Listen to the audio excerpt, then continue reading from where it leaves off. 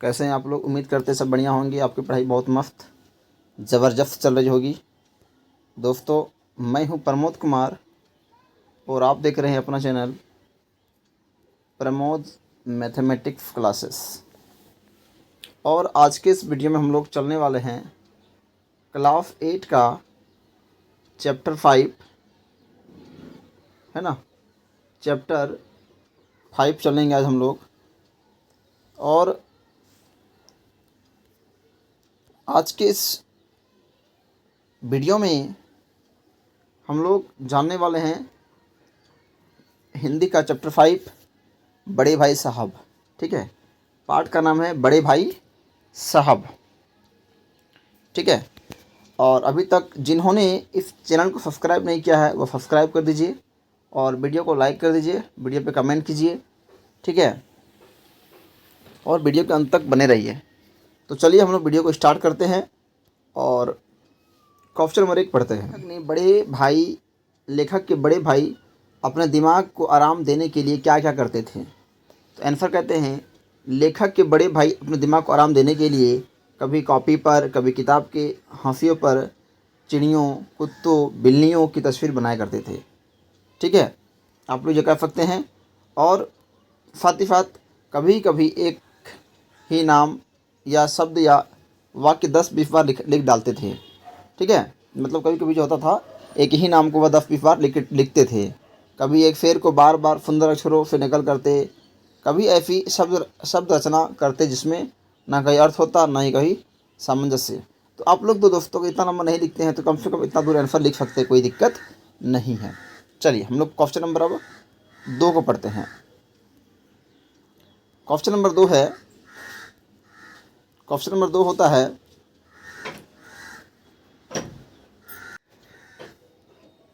Question number 2 कहता है लेखक के भाई ने लेखक के सामने पढ़ाई का कैसा चित्र खींचा? तो आंसर है, लेखक के भाई ने लेखक के सामने पढ़ाई का ऐसा भयंकर चित्र खींचा, है ना, जिसने लेखक को भयभीत कर दिया। वह घर भागते भागते बचा। वह घर भागते भागते बचा। चलिए हम अब क्वेश्चन नंबर 2 को देखते हैं। सॉरी, क्वेश्चन नंबर 3 को देखेंगे हम लोग अब। ठीक है, तो क्वेश्चन नंबर 3 कहता है, समझ किताबें पढ़ने से नहीं आती, दुनिया देखने से आती है।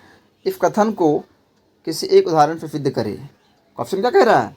समझ जो है ना, ये समझ किताब पढ़ने से नहीं आती, दुनिया देखने से आती है। इस कथन को किसी एक उदाहरण से सिद्ध करें। तो आंसर कहता है, बड़े भाई साहब एक स्थान पर उदाहरण देते हैं। उनके हेडमास्टर साहब हैं जो ऑक्सफोर्ड में MA है, लेकिन जब तक स्वयं घर चलाते थे 1000 रुपये भी कम पड़ जाते थे।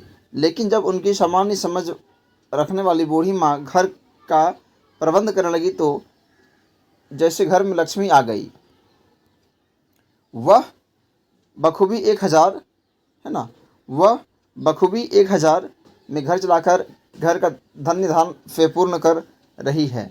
घर में अब किसी चीज़ की कमी नहीं रह गई। इस तरह कहा जाता है कि समझ किताबें पढ़ने से नहीं आती, दुनिया देखने से आती है। मतलब हुआ क्या था कि बड़े भाई साहब जो है एक स्थान पर उदाहरण देते हैं कि जो उसके जो हेडमास्टर साहब थे वो ऑक्सफोर्ड में MA किए हुए थे। MA, है ना, MA किए हुए थे, लेकिन उनका खर्चा 1000 में नहीं होता था। बात समझिए, लेकिन वही खर्चा उनकी बूढ़ी माँ करती थी तो क्या होता था, 1000 में पैसा बच जाता था। तो यही बात है कि समझ जो है किताबें पढ़ने से नहीं बल्कि दुनिया देखने से आती है। चलिए क्वेश्चन नंबर हम लोग 4 को देखते हैं। क्वेश्चन नंबर 4 कहता है, लेखक के बड़े भाई ने परीक्षा में, है ना, लेखक के बड़े भाई ने परीक्षा में सफलता के लिए क्या क्या किया? आप परीक्षा की तैयारी किस तरह करते हैं? तो यहाँ क्वेश्चन है कि लेखक के बड़े भाई ने परीक्षा की सफलता के लिए क्या क्या किया और आप जो है क्या करते हैं? तो बड़े भाई साहब स्वभाव से बड़े अध्ययनशील थे। अध्ययनशील का मतलब होता है पढ़ने वाला बच्चा, है ना। वे परीक्षा में सफलता की कड़ी मेहनत करते थे। बात समझो छात्रों को। और आसपास में होने वाली मेले तमाशे कभी देखने नहीं जाते थे। लेकिन आजकल का बच्चा क्या होता है, क्लास 10वां में है, 10th में पढ़ रहा है, लेकिन कल अगर मेला घूमने, कल से एग्जाम स्टार्ट है, आज कहीं मेला घूमने जाना है तो चल जाएगा, क्या बोलेंगे, धन्य है प्रभु, है ना। तो कोई बात नहीं है। अच्छा, खाली 10th वाला नहीं, सभी बच्चा ऐसे ही करता है कि कहीं घूमने जाना हो उसमें आगे रहेगा, लेकिन पढ़ाई हम आगे नहीं रहेगा। ठीक है, लेकिन क्या होता है, मेले तमाशे कभी देखने नहीं जाते थे। ठीक है, सॉरी हॉकी, हॉकी लिखा हो ना, हॉकी क्रिकेट आदि के मैच कभी नहीं खेलते थे। आजकल का बच्चा ये दोनों तो नहीं खेलता है, लेकिन फ्री फायर ज़रूर खेलता है, ये फ्री फायर ज़रूर खेलेगा। हॉकी क्रिकेट आदि मैच कभी नहीं खेलते हैं, खेलते या देखते, हमेशा किताब खोल कर बैठे रहते थे ताकि परीक्षा में सफल हो सके। अगला क्वेश्चन है आपका 5 नंबर, बुनियादी ही पता ना हो तो मकान कैसे पायदार बने, इस पंक्ति का भाव स्पष्ट करें। न हो तो मकान कैसे पायदार बने, इस पंक्ति का भाव यह है कि लेखक के बड़े भाई साहब तालीम जैसे महत्व के मामले में जल्दबाजी से काम लेना पसंद नहीं करते थे। पढ़ाई रूपी भवन की बुनियादी खूब मजबूत डालना चाहते थे, जिस पर आलीशान महल बन सके, इसलिए वह 1 साल की पढ़ाई का काम 2 साल में पूरा करते थे। कभी कभी एक ही कक्षा में 3 साल भी लग जाते थे, है ना। सोचिए कैसा भैया वो आदमी था, वो 1 साल का पढ़ाई 2 साल में 3 साल में करता था। और आजकल का गार्जियन बोलेगा था सारा फेल होता है, आई दे देंगे।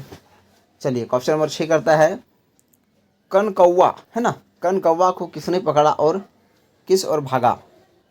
तो ध्यान दीजिएगा, कन कौवा को लेखक के बड़े भाई साहब ने पकड़ा और हॉस्टल की ओर भागे। ठीक है, तो ये आपका क्वेश्चन था, क्लास 8 का क्वेश्चन, बहुत VVI क्वेश्चन है दोस्तों। ठीक है, अगर आप लोग इसको